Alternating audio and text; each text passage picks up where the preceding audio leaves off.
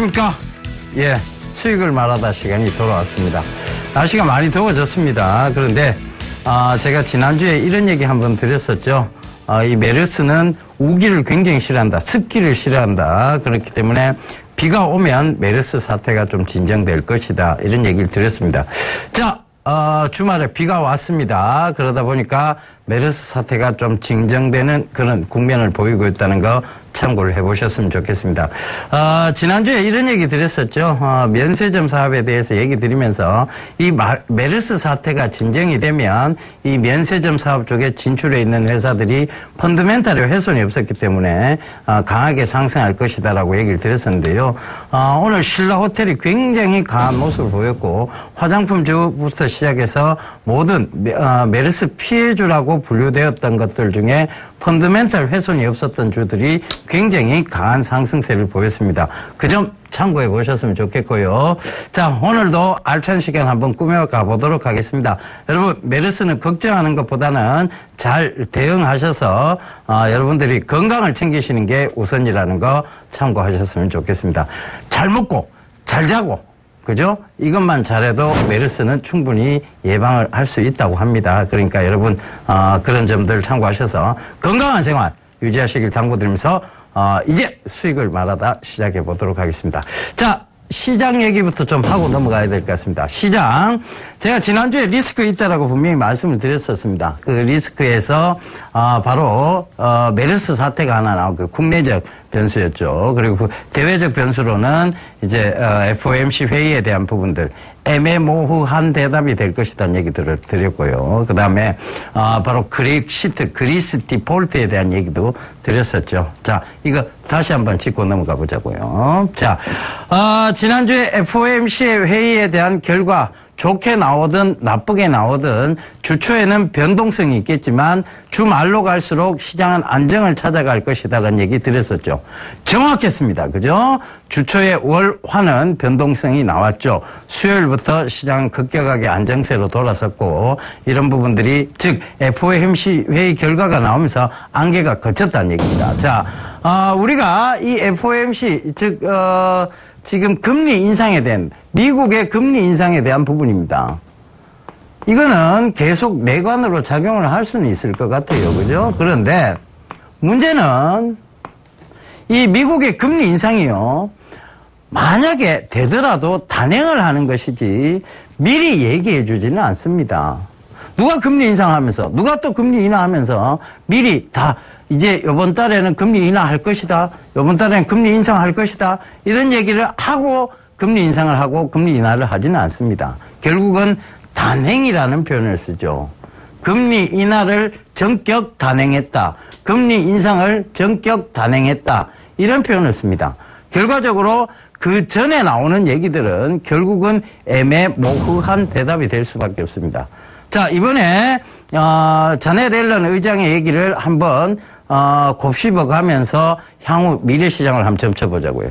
첫 번째, 자넷 옐런의 얘기 중에 중요한 얘기는 뭐냐면 경제지표의 호전, 이걸 전제조건으로 깔았습니다. 그리고 또 하나, 실업수당 청구 건수죠. 실업 쪽이 실업수당 청구 건수가 안정됐을 때, 실업적인 측면이 안정이 됐을 때, 이게 또 하나의 전제 조건이었습니다. 안정, 그죠? 또 하나의 전제 조건이 있습니다. 뭐였을까요?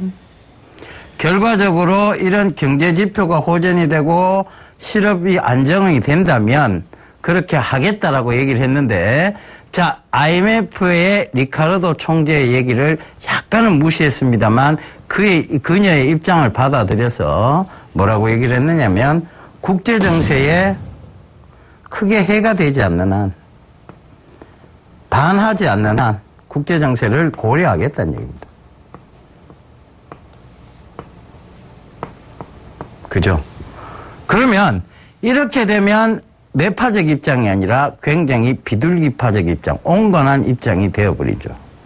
예전에도 이런 얘기를 한번 드렸어요. 이 자넷 옐런은 앞서 FRB 의장을 했던 벤 버냉키에 의해서 지금 FRB 의장이 됐다고 해도 과언이 아닌데, 이 벤 버냉키와 자넷 옐런의 남편이 같은 학교에서 근무를 하고 있다. 그렇다는 것은 성향 자체가 비슷하고 영향을 줄 수밖에 없다는 점을 참고해 본다면, 지금의 경기 부양책들을 그대로 이어가거나 그 경기 부양책을 거둬야 들어야 되는 시점에서는 굉장히 온건한적인 성격을 띨 것이라는 얘기를 한번 드렸었습니다. 자, 그 얘기가 지금 정확하게 맞아떨어져 가고 있는 것이죠. 결과적으로 그녀가 금리 인상을 전격적으로 단행하기까지는 아직도 많은 소요 시간이 필요하다는 것이고, 지금 대강 나오고 있는 것이 9월 금리 인상설입니다. 예정이 아니고요. 그리고 12월 인상설이 얘기가 나오고 있죠. 자, 이 9월, 12월 인상이 되면 외국계 자금들이 단기적으로 빠져나갈 수는 있습니다. 그렇다고 해서 이 9월의 인상, 12월의 인상분이 뭐 100bp가 되겠습니까? 그죠? 100bp가 되겠습니까? 아니죠. 굉장히 소폭의 금리 인상이 될 거라는 것이죠. 결과적으로 그런 내용들은 주식시장에 크게 영향을 미칠 수 없다. 즉, 이 얘기는 초저금리 상태가 유지가 된다는 얘기입니다.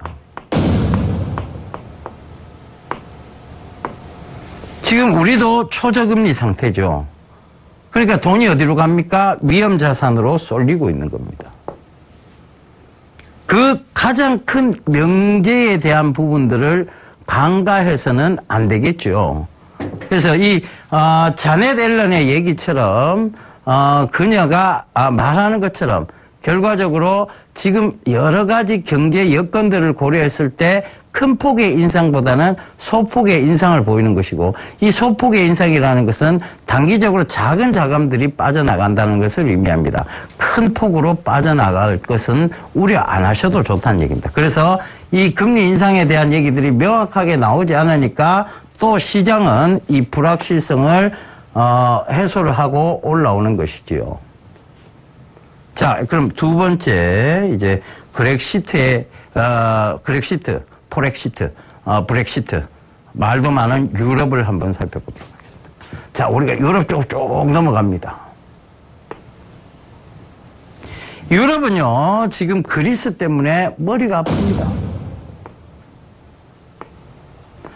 근데 정말 그리스를 버릴 거라면 얘들이 왜 머리가 아플까요? 머리가 아플 일이 없겠죠, 그죠? 그러니까 이 말은 역설적으로 표현하자면 버릴 수 없음을 의미합니다. 버릴 수 없다. 왜 버릴 수 없을까요?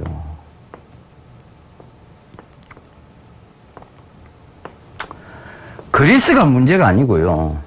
그리스 하나가 벌어지기 시작하면 EU, 이 EU가 유럽연합이란 유럽 유니온에 대한 얘기들, EU, 유럽연합이 자칫 잘못하면 위태로워지기 때문입니다. 지금 유럽은요, 1달러 1유로 시대를 맞이하면서, 즉, 이 페르티 시대를 맞이하면서 굉장히 호황을 이루고 있습니다. 유럽의 제품들이 가격 경쟁력을 갖추기 시작했죠. 그러면서 이 호황을 이루고 있는데, 딱 걸림돌이 되는 게 지금 그리스 하나입니다. 물론 브렉시트, 포렉시트 얘기도 나오고 있습니다. 그건 크게 생각하지 않아요. 그리스 디폴트가 지금 더 중요한 부분. 자, 언젠가 이 유럽은 깨어질 것 같아요. 부부도요, 한참 사는데 계속 마음이 맞지 않으면 결국은 이혼을 선언하죠. 이들도 마찬가지입니다. 자기들끼리 결혼을 했어요. 자, 우리 뭉쳐서 한번 다 잘 살아보자고 결혼을 해서 저것끼리 뭉쳐 있었습니다. 근데 가만히 보니까 웃긴 거예요. 뭉치다 보니까 누구는 열심히 일해서 돈을 벌어오는 반면에 누구는 배짱이처럼 뒤로 쫙 제껴서 나는 돈 더 받아가야 되겠다 이렇게 하고 있습니다. 그러니까 어떻게 되느냐? 결과적으로 독일 입장에서는 그리스가 너무 얄미워진 거예요. 다른 채권 국가 입장에서는 그리스가 너무 얄미워진 거예요. 너거는 빚내가 쓰면서 공무원 연금은 더 받아가야 되겠다 하고 배짱이처럼 쫙쫙 배를 내밀고, 예. 공무원 연금 더 받아가야 되겠다. 국민연금도 더 받아가야 되겠다 하고 꽉쫙쫙 배를 내밀고 있습니다. 그러니까 얘들이 어떻게 보이느냐. 우리처럼 열심히 일하는 독일보다 저거는 우리한테 돈 빌려갖고 더 많은 연금을 주고 앉아있으니 속이 터질 수밖에 없겠죠. 자, 이걸, 두드려 잡자니, 자, EU가 깨질 것 같고, 유럽연합이 깨질 것 같고, 안 두드려 잡자니, 길을 안 들이고 두드려 잡지 않자니, 이걸 가만히 내버려두면 계속 배째란 식으로 나올 것 같아요. 저거는 돈 더 쓰고, 빚 내가 더 쓰고 더 할 것 같아요. 그래서 끝까지 가보는 거예요. 왜? 얘들을 겁을 주는 거예요. 그리스가 지금 초유의 사태, 뱅크런 사태까지 일어납니다. 이 뱅크런이 뭡니까?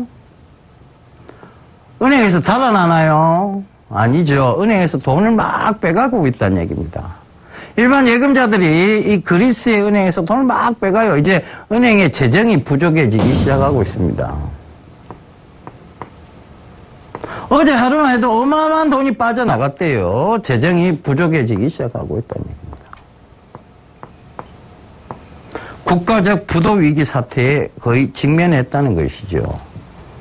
그럼 진짜 실제로 국가적 부도가 돼버리면 지금 공무원 연금 주는 거 지급할 수가 없습니다.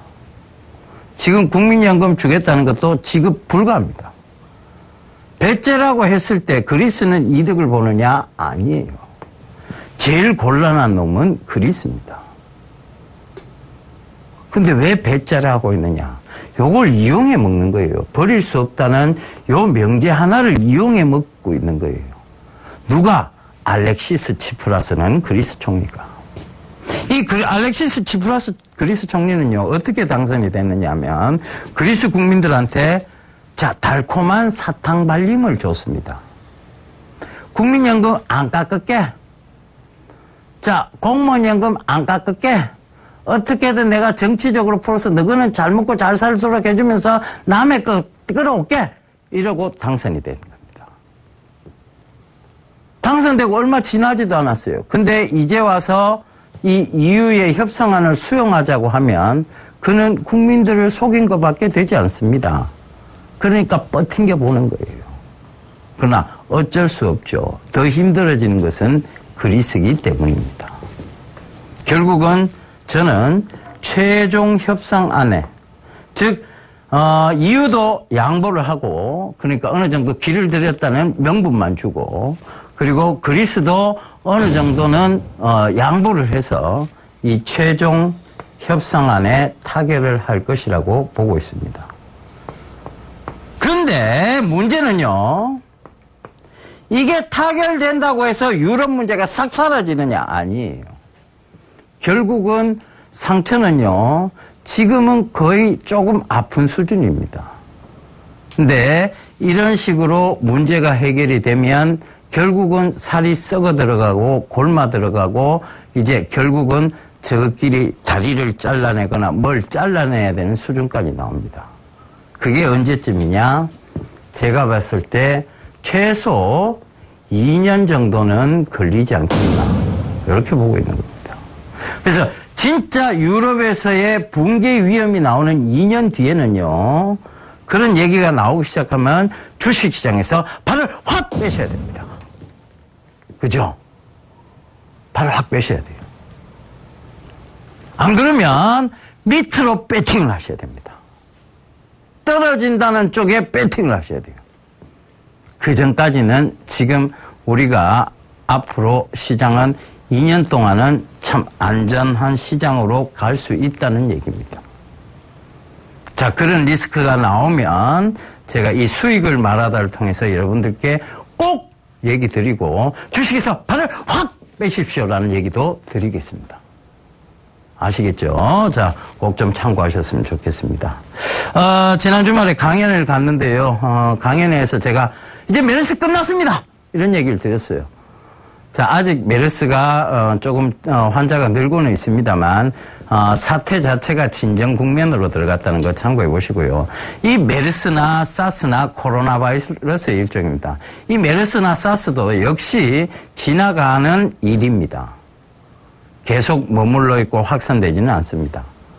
이제까지 감기가 뭐 창궐해 갖고 사람을 죽이거나 이렇게 지금 아예 전 국민을 다 죽이는 그런 사태까지 온 적은 한 번도 없었습니다. 물론 조심은 해야 되겠지요. 하지만 그 사태는 언젠간 진정될 수밖에 없고 진정되면 거기에 피해를 봤던 주식들은 다시금 원상회복이라는 것을 하게 돼 있습니다. 그래서 지난주 그런 얘기를 드렸고 지난주에 그 전략이 유효했다라면 제 얘기를 정확하게 들으셨다면 주초에 분할 매수를 하셨을 거고 분할 매수를 했더라면 주말쯤으로 갈수록 시장이 좋아지면서 여러분들 주머니에 돈이 넉넉해졌을 거라고 저는 생각을 합니다. 자, 이 프로그램이 얼마나 중요한지 이제 아시겠죠? 1시간 나와서 제가 이 많은 걸 준비하면서도 여러분들에게 이 사실을 전달해 드리기 위해서 정말 많은 사실들을 준비를 해 들어가야 됩니다. 정말 많이 준비해 왔는데도 불구하고 머릿속에서 맴돌다가 말씀 못 드리는 것들도 많습니다. 시간이 모자라지요. 그래도 제가 알고 있는 한 그리고 여러분들께 정말 도움이 될 수 있다고 생각하는 한 저는 이 지식의 전달 과정을 계속 할 것입니다. 자, 채널 고정해 주시고요. 본격적으로 수익을 말하다 시작하도록 하겠습니다. 자, 오늘 몇 강째인가요? 자, 한번 봐야 될 것 같아요. 44강째입니다. 44강. 굉장히 의미가 있습니다. 예. 벌써 44주라는 시간이 흘렀다는 얘기입니다. 그래서 이 44강에 제가 무슨 얘기를 드려야 될까 이 고민을 좀 하다가요. 얘기를 한번 꼭 좀 드리고 넘어가는 게 낫겠다는 생각을 했습니다. 바로 최근에 삼성물산과 제일모직의 합병을 반대하고 나선 외국계 자본이죠. 바로 외국계 헤지펀드인 엘리엇과 삼성과의 싸움에 대한 얘기입니다. 경상도 사람들이 싸움 발음이 잘 안 돼요. 싸우나? 싸자가 잘 안 됩니다. 싸우나? 이런 얘기하죠. 그죠? 예. 싸움이랍니다. 그러니까 싸움 발음이 잘 안 돼요. 그런데, 자, 이 삼성과 엘리엇이 어떻게 싸우느냐를 우리가, 자세히 한번 들여다볼 필요가 있지 않을까. 왜냐하면 이것은 이미 전례가 있었던 일이고, 그리고 세계적으로도 이 엘리엇의 횡보가 어느 정도 나왔던 일이죠. 그래서 그 부분을 한번 전체적으로 설명을 드리고자 합니다. 자, 본격적으로 시작해 볼까요? 자, 다음 화면 보실게요. 자, 2003년도의 전례입니다. 이 소버린이라는 회사가 SK 지분을 취득을 했습니다. 자, 제일 앞부분 쪽이요. 밑에 표시를 보시면 아시겠지만, 밑에가 바로 연도수입니다. 시간의 경과죠. 자, 2003년도 4월 23일입니다. 크레스트 증권이라는 소버린이 크레스트 증권을 통해서 SK 지분 8.65%를 매입을 했습니다. 그러면서 2003년도 4월 말에는 12.3%를 매입 공시를 했고요. 경영권 참여를 시작했지요. 그러면서 2003년도 6월 달에는 소버린이 경영 지도부 교체를 요구를 했습니다. 그리고 2004년도 2월 달에는 소버린이 최태원 회장의 퇴진을 요구했죠. 물론 퇴진하진 않았습니다. 그죠? 그래서 2004년도 3월 달 SK가 주총을 개최하면서 경영권 방어를 성공은 했습니다. 근데 주가는 어떻게 됐냐면요. 그 이후로 계속 올라서 자, 이 만원대에 있었던 주식이 거의 9만원, 10만원까지 갔지요. 거의 10만원 부근까지 갔다고 보시면 될 것 같아요. 그리고 난 이후에 2005년도 딱 2년이 조금 넘는 시점에서 소버린은 지분을 전량 매각 발표를 합니다. 그들은 이미 SK 최태원 회장이 퇴진하지 않아도 600%가 넘는, 즉 700%가 넘는 수익을 기록을 했습니다. 먹튀죠. 자, 먹튀입니다. 이런 외국계 자본이 들어와서 먹튀를 하고 가는 것에 대해서 우리가 그럼 내버려 둬야 되느냐에 대한 부분이죠. 그래서 그 제도적 보완 장치를 미국은 어떻게 하고 있느냐? 헤지펀드, 대규모의 헤지펀드가 들어와서 기업을 휘젓고 가는 것을 막기 위해서, 토빈세를 도입을 했죠. 제임스 토빈이라는 학자가 도입한 세라고 해서, 이 토빈 텍스라고 불립니다. 이 토빈 텍스는요, 외국계 단기성 자금. 자, 2년이라도 해도 이거는 단기성 자금으로 취급을 합니다. 그 단기성 자금에 대해서 과세를 합니다. 양도 소득에 대한 부분들. 즉, 샀다가 팔았다는 것에 대한 양도 소득에 대한 과세를 하지요. 그것이 일반적으로 미국의 관례이고 판례입니다. 그럼 우리는 왜 손을 놓고 있습니까? 왜 소본인이 저렇게 먹어갈 동안 우리는 왜 가만히 있었습니까? 왜 손 놓고 있었습니까? 금융공학이 미국보다 적어도 50년 이상 뒤처졌기 때문입니다. 누가 저런 것을 제임스 토빈 텍스라는 그 토빈 텍스, 제임스 토빈 학자의 말을 인용해서 토빈 텍스를 도입해야 된다고 아무도 주장하지 않았습니다. 그러니까 그들이 먹고 튀어갈 정도로 먹고 달아날 동안 우리는 뻔히 강 건너 불구경을 하고 있었던 것이죠. 자, 그럼 지금은 어떻게 해야 될까요? 또 강 건너 불구경을 해야 될까요? 또 외국계 자본이 저렇게 훅 휘젓고 가면서 돈 벌어가면 론스타도 그랬고 소버린도 그랬고 다들 돈 벌어가는구나. 주구장창 우리는 바보만 되는구나. 이렇게 가야 될까요? 그렇지 않습니다. 지금도 금융당국의 적극적인 좀 대응이 필요합니다. 물론 삼성도 잘못된 부분이 있습니다. 그거는 잠시 뒤에 또 얘기를 드리기로 하고요. 자, 제도적 보완장치, 이것은 꼭 필요한 부분이 아닌가 다시 한번 좀 강조를 드리고 싶은데 어쩔 수 없습니다. 아직 제도가 정비가 안 돼 있기 때문에 자, 이 엘리엇이 얼마만큼의 이득을 취할지는 모르겠습니다만 지금은 또 강 건너 불구경을 해야 되는 입장에 놓여 있는 것이 참 개탄스러울 뿐입니다. 자, 다음 화면 보실게요. 자, 2004년도 영국 헤르메스 삼성물산 지분 취득 후 주가 추이입니다. 영국의 헤르메스라는 헤지펀드사였어요. 2004년도에 들어왔고요. 자, 일정을 보시게 되면 2004년도 3월 헤르메스의 물산 주식 5%를 취득했습니다. 자, 그때 당시 헤르메스 삼성물산의 가격이요 13,000원 정도 했고요. 공시 이후에 삼성전자 지분 매각을 요구를 했습니다. 헤르메스가요. 그리고 나서 2004년 5월 달에 플래티넘 5.83% 지분 취득을 또 공시를 했습니다. 그러면서 자, 이렇게 갔죠. 그러다가 2004년도 12월 달 헤르메스 지분을 매각하고 나갔습니다. 어찌됐든 이때는 방어를 잘 했습니다.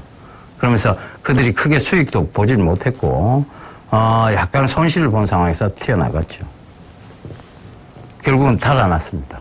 방어를 잘했다는 얘기죠. SK는 방어를 못했는데 삼성 그래도 방어를 했네? 그게 아니죠. 그때 당시에 경제 상황의 여건들이 크게 오를 수 없을 때였습니다. 그리고 이렇게 경영권 침범을 강하게 하지 않았습니다. 자, 여기서 우리가 두 가지를 느낄 수 있죠. 하나를 잡아봅시다. 그냥 막연하게 외국계 자본이라고 해서 돈을 다 벌어가는 건 아니구나라고 생각하시면 아니 되고요. 첫 번째, 소버린은요. 유럽계 자금이 아니라 미국계 자금이었습니다. 그때 당시 미국계 자금은 굉장히 조금 대외적으로 활발히 움직였었던 데였고 이 미국계 자금은 굉장히 공격적으로 들어옵니다. 여러분, 왜 우리가 영국을 신사의 나라라고 얘기할까요? 옥스퍼드, 귀족, 그죠? 왜 이런 신사의 나라라고 얘기를 해요? 영국의 헤지펀드사는요, 세계적으로 정평이 나 있습니다. 온순하기로. 그렇게 공격적이지는 않아요. 그들이 크게 수익을 못 보고 나온 이유도 그들이 공격적이지 못했기 때문입니다. 그럼 지금 삼성물산에 들어온 엘리엇은 영국계입니까? 유럽계입니까? 미국계입니까? 미국계죠. 공격적으로 들어올 수 있다는 얘기입니다. 그럼 위험하다는 얘기죠. 자, 그 얘기입니다. 우리가요, 여러분들 흔히 이걸 자꾸 역사적으로 비춰보면 어느 정도 답이 나옵니다. 왜 영국하고 일본이 철강이 유명한 나라가 됐을까를 한번 역사적으로 생각해 보세요. 우리나라는 왜 양궁하는 선수들이 저렇게 양궁을 잘할까 한번 생각을 해보세요. 역사적인 배경을 되짚어 가면 됩니다. 자, 우리는요, 멀리서 공격하는 스타일이었어요. 예전에도. 조선시대에서도 근거리보다는 원거리 사냥을 주로 하던 국가였습니다. 그러다 보니까 활을 많이 이용했지요. 그죠? 활을 많이 이용했습니다. 영국하고 일본은요, 섬나라입니다. 그들은 멀리서 가는 게 아니에요. 우리는 달아나면 산이 있고 굉장히 높은 지형들이 펼쳐져 있습니다. 얘들은 뻥 뚫려 있어요. 영국도 그렇고 일본도 그렇고 큰 산들이 없습니다. 끼케야 후지산 뭐 이런 것, 그것도 화산이죠. 그러니까 큰 산들이 없다 보니까 달아나다 보면 다 걸려요. 다 보입니다. 그죠?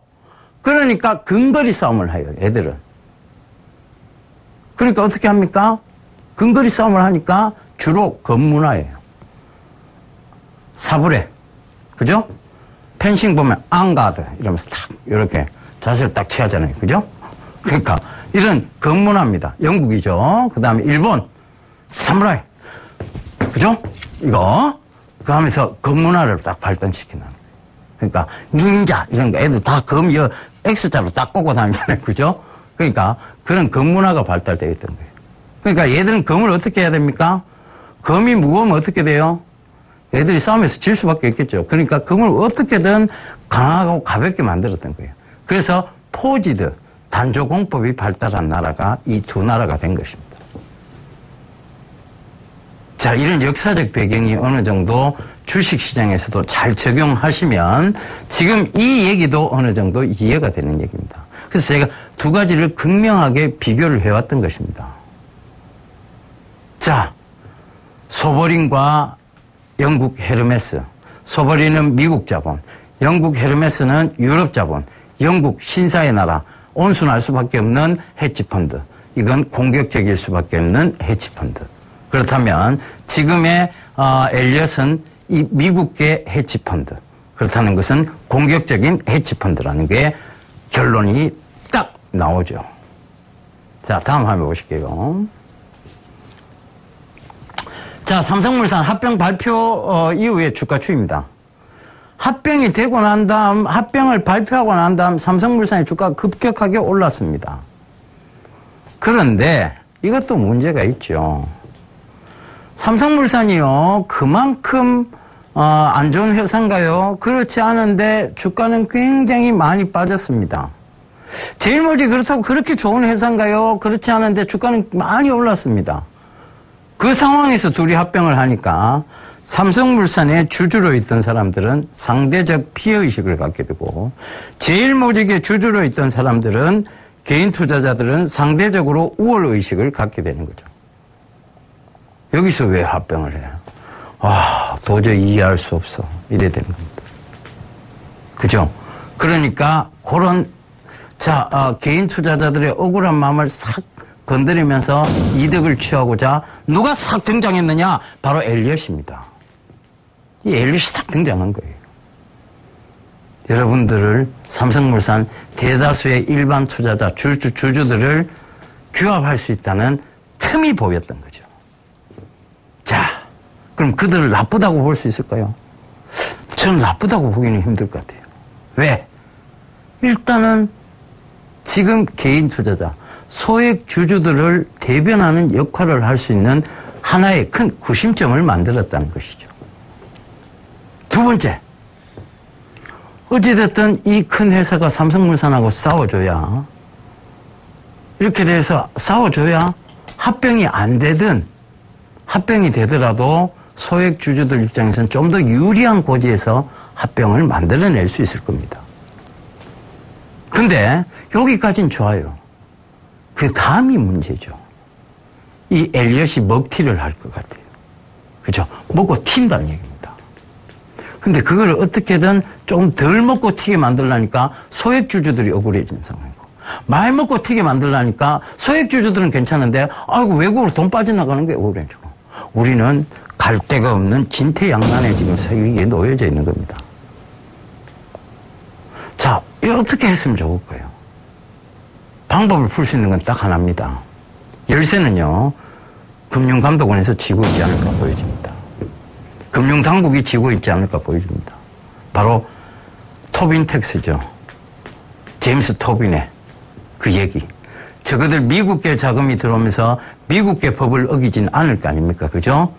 저거가 판례로 가지고 있는 토빈 텍스에 대한 얘기들, 미국계 규율을 어기진 않을 겁니다. 그렇다는 것은 우리도 바로 엘리엇 때문이라도, 엘리엇이 이득 취하고 가는 건 좋아요. 소액주주들을 위해서. 그러나 이 엘리엇이 막대한 돈을 갖고 튀는 건 저는 싫습니다. 그러니까 여기서 보완할 거는 딱 하나, 토빈 텍스라는 얘기죠. 그걸 좀 참고가 됐으면 좋겠습니다. 그 다음 화면 보실게요. 삼성물산의 지분 구성입니다. 이 기타가 뭘까요? 와, 저기 기타가 더 큰 부분을 차지하고 있는데 기타가 뭘까요? 거의 소액주주들입니다. 그럼 소액주주들이 규합을 하면, 이 엘리엇 펀드하고 규합을 하면 더 큰 그게 되겠네요. 그죠? 이길 수밖에 없겠네요.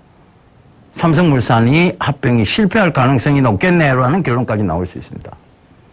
제가 봤을 때 소액주주들은요, 지금 엘리엇 쪽에 손을 들어줄 확률이 높습니다. 자, 삼성 SDI가 7.4%의 지분을 가지고 있고요. 삼성화재가 4.8%의 지분을 가지고 있습니다. 자사주 5.8%인데 요걸 KCC에 딱 넘겼어요. 우호 지분을 만들기 위해서. 그 다음에 이건희 회장이 1.4%, 국민연금이 10%, 엘리엇 펀드가 7.1%입니다. 의결권 충분히 가질 수 있죠. 그 다음에 일성신약이 2.1%입니다. 의결을 발휘할 수 있는 쪽이 됐다는 얘기입니다. 자, 그러면 이 엘리엇과 기타, 그리고 이 중에 일부를 규합만 한다면 엘리엇이 이길 확률이 높아진다는 결론이 납니다. 과연 지금 소액주주들의 이익을 생각하지 않았던 삼성이 이 엘리엇과 맞붙어서 소액주주들을 자기 편으로 끌어들일 수 있을까는 결국은 뭐 하나밖에 내세울 게 없습니다. 뭐? 애국심이죠. 근데 그 애국심이라는 명분을 내세우기에는 삼성물산, 즉 삼성의 이 삼성물산을 너무 억울하게 만들었다는 것입니다. 그러니까 소액주주들은 본인들의 이익을 위해서는 엘리엇으로 붙을 확률이 높다는 게 결론이고요. 그 결론으로 따지면 삼성물산과 제일모직의 합병은 실패할 확률이 이제 훨씬 높아졌다는 결론이 나옵니다. 와, 대단한 결론이죠. 근데 이게 사실입니다. 이게 팩트죠.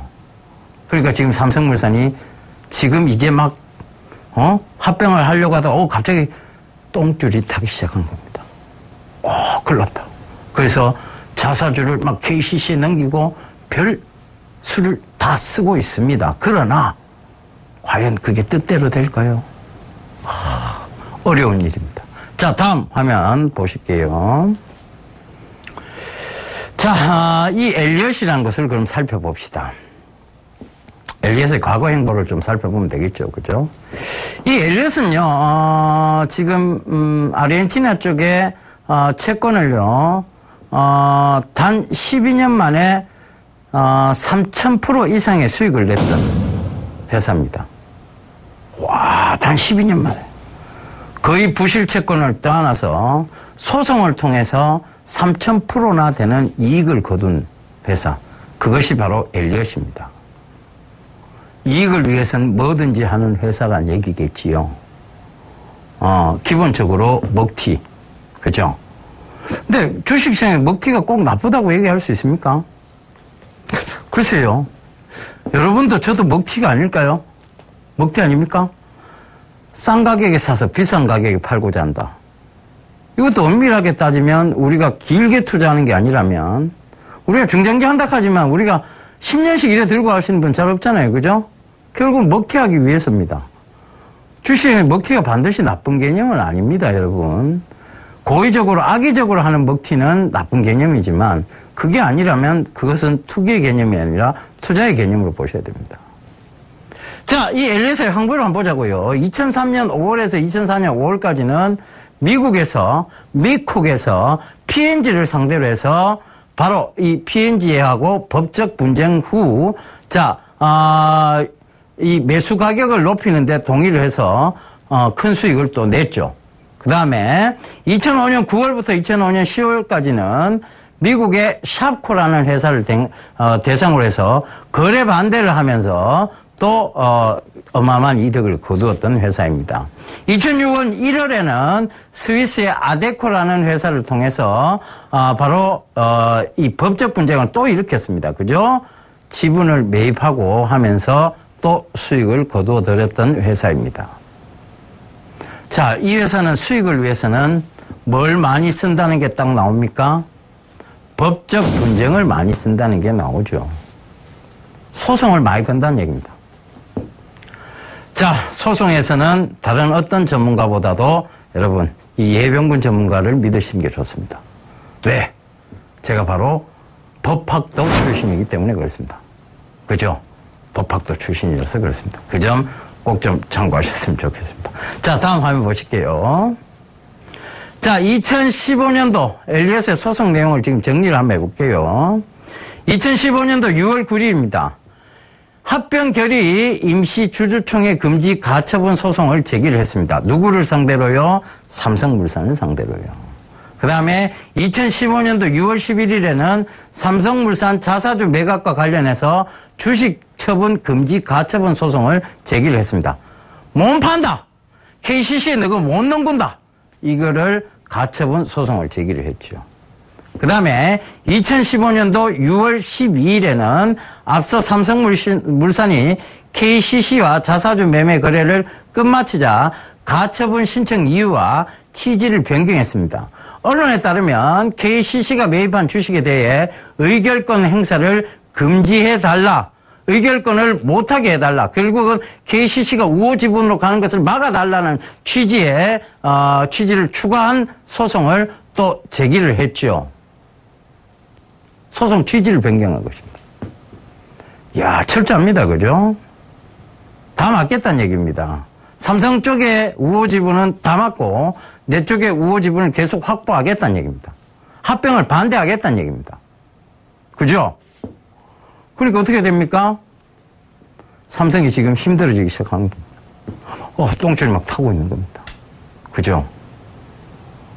그러면 여기서 그럼 여기서 우리 가정을 한번 세워보자. 만약에 합병이 무산되면 어떻게 됩니까? 합병이. 자, 이 엘리엇의 반대로 합병이 무산이 되면 삼성물산은 중장기적으로 굉장히 괜찮은 회사가 되어버립니다. 제일모직은요? 제일모직은 지금 삼성물산과의 합병으로 인한 기대감으로 올랐던 거품들이 다 빠지겠죠. 그렇게 보셔야 됩니다. 그럼 합병이 성공하면요? 합병이 성공하면요? 삼성물산보다는 제일모직을 가지고 계신 분들이 유리한 위치입니다. 그럼 이제 두 가지의 싸움이 됐습니다. 삼성물산을 보유하신 분들과 제일모직을 보유하신 분들. 제일모직을 보유하신 분들은 합병이 되기를 바랄 것이고 삼성물산을 보유하신 분들은 합병이 안 되기를 바랄 것이고 자, 이 싸움이라는 얘기입니다. 명확히 정리가 좀 되셨습니까? 명확히 정리가 좀 되셨어요? 제가 이 수익을 말하다를 통해서요, 여러분들께 알려드리고 싶은 내용은 바로 이러한 내용입니다. 여러분들이 명확히 정리가 돼서, 그래서 왜 엘리엇은 뭐고 삼성물산은 뭐며 제일모직 그럼 여기서 뭐 어떤 부분이 있는데 이게 헷갈리셨을 거예요. 이거를 명확히 정리해드리고자 했던 겁니다. 자, 그 부분이 주요 내용입니다. 자, 다음 화면 보실게요. 자, 이제 제일모직 삼성물산의 합병 주요 일정입니다. 자, 주주 확정 기준일은 이미 지났습니다. 2015년도 6월 11일이죠. 주주 명부 폐쇄 기간도 이미 지났습니다. 2015년도 6월 10일에서 16일 합병 발표 나고 난 이후에 바로 일주일 거래일 동안 그때 주주 명부가 폐쇄가 됩니다. 반대 주주 의사 접수가 이제 남아 있습니다. 2015년도 7월 2일에서 바로 7월 16일까지입니다. 제가 여러분들 보고 삼성물산을 보유하고 계신 여러분들께 반대 의사를 하시라 아니면 찬성 의사를 밝히시라 말 못하겠습니다. 그거는 여러분들의 몫입니다. 여러분들의 판단의 몫이시죠. 근데 애국심을 생각하신다면 찬성을 하셔야 되고요. 아니다. 이것은 삼성에 뭔가 잘못한 것이다라고 생각하신다면 반대를 하셔야 되는 상황입니다. 아시겠죠? 자, 이제 명확하게 좀 정리 단계에 와 있습니다. 그죠? 자, 임시주총 예정일입니다. 2015년도 7월 17일이죠. 아마 엘리엇이 여기서 강력하게 의결권을 행사할 것으로 보입니다. 자, 그 다음에 주식 매수 청구권 행사 기간이 2015년도 7월 17일 그리고 8월 6일까지입니다. 자, 이 기간 동안은 불확실성의 기간이 되겠죠. 주가가 크게 올라도 오르지 못하고 주가가 크게 떨어지지도 못하는 그런 상황에 놓여져 있을 겁니다. 삼성물산, 제일모직 둘 다 말입니다. 자, 다시 한번 정리를 해드리도록 하겠습니다. 엘리엇이란 뜬금없는 헤지펀드사가 들어왔습니다. 갑자기 삼성물산과 제일모직의 합병을 반대하고 나섰습니다. 그들의 반대 이유는 합병 비율이 불합리하다는 것입니다. 소액주주들이 그런 마음을 들 때쯤 이들이 들어왔다는 것은 소액주주들의 그런 마음들을 대변해주고자 마치 들어온 슈퍼맨 같은 존재였습니다. 그런데 이들은 무늬만 슈퍼맨이고요. 뒤에는 검은 날개를 달고 있는 악마이기도 합니다. 왜? 일단 저희 본인들의 생각은 이 나라를 이 삼성을 통해서 뭔가 크게 이득을 보고자 하는 검은 속내가 있다는 것이죠. 슈퍼맨이 뭘 바라고 여러분 사람을 도와주지는 않습니다. 그러나 어찌되었건 소액 주주들 입장에서 봤을 때는 이 엘리엇이라는 것이 슈퍼맨으로 보일 수도 있습니다. 실제로 슈퍼맨처럼 보이기도 하고 되기도 할 거예요.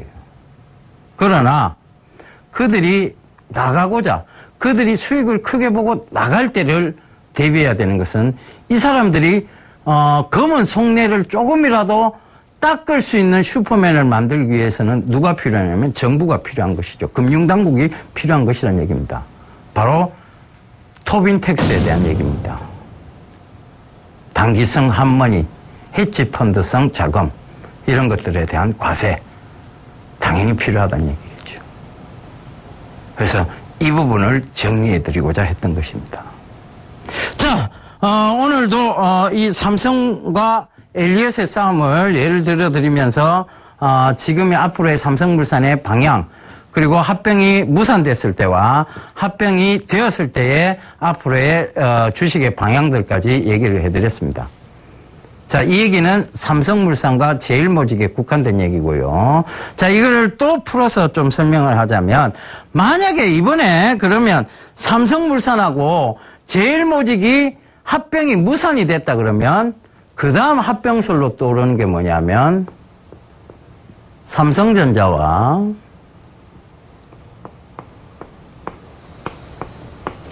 삼성 SDS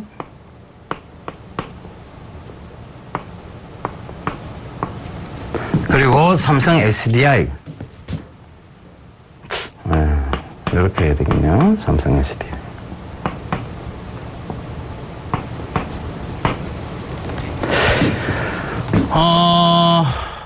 방금 우리 PD님께서 그런 얘기를 하신 것 같아요. 굳이 왜 합병해야 되죠? 이런 얘기를 하신 것 같은데 합병의 이유는 간단합니다. 예. 삼성 SDS 왜 상장했습니까? 자, 누군가가 연세가 많으시죠? 이건희 회장께서 언젠간 돌아가시겠죠. 그러면 막대한 뭐가 생깁니까? 상속세가 생깁니다. 증여세가 생기죠. 돌아가시기 전에 주는 것은 이제 증여세고, 돌아가시고 난 이후에 주는 것은 상속세입니다. 이 상속세를 부담을 감당하기 위해서 삼성 SDS를 상장을 한 거예요. 그러면 지금 이 합병을 왜 하느냐? 지배구조를 탄탄하게 하기 위해서입니다. 누군가가 돌아가셨어요. 그럼 누군가는 치고 들어오려고 하겠죠. 그 자리를. 세습, 요새 같은 시대에 전문 경영인도 아니고 세습이 웬 말이냐. 그러면서 치고 들어오고요. 그 지배구조를 탄탄하기 위한 하나의 방법입니다. 그러면 지금 삼성 SDI하고 삼성 SDS를 이렇게 합병한다는 얘기도 나오고 있고요. 그 다음에 아니다. 삼성전자하고 삼성 SDS를 합병한다는 얘기도 나오고 있습니다. 뭐가 실패했을 때? 제일모직하고 삼성물산하고 합병이 실패했을 때. 근데 시장에서는 지금 여러 가지 얘기들이 나옵니다만 이 삼성물산하고 제일모직의 합병이 성공을 하든 실패를 하든 삼성그룹 내측에서는요. 이 삼성전자하고 삼성 SDS를 합병하는 것을 거의 규정사실처럼 받아들이고 있습니다.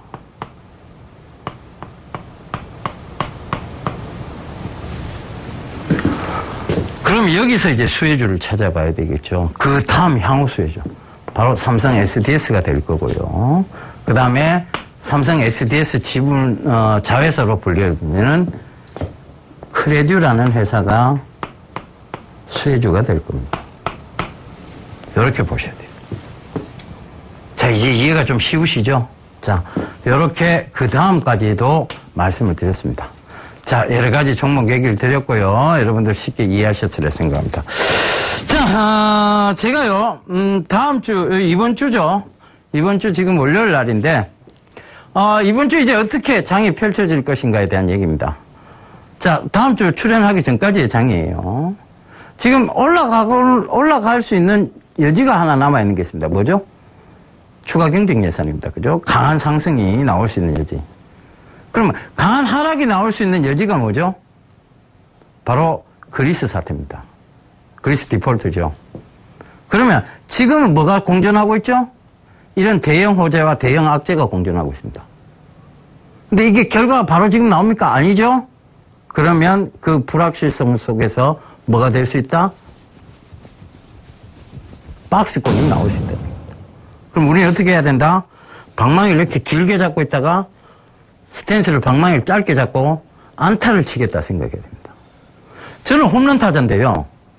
그래도 지금 구간은 안타를 치는 타자로 가야 됩니다. 그게 정답이죠. 예, 저는 다음 주에 새로운 또 얘기를 들고 여러분들을 찾아뵙도록 하겠습니다. 한 주 동안 잘 지내시고요. 성공 투자하십시오. 감사합니다. 예준이었습니다.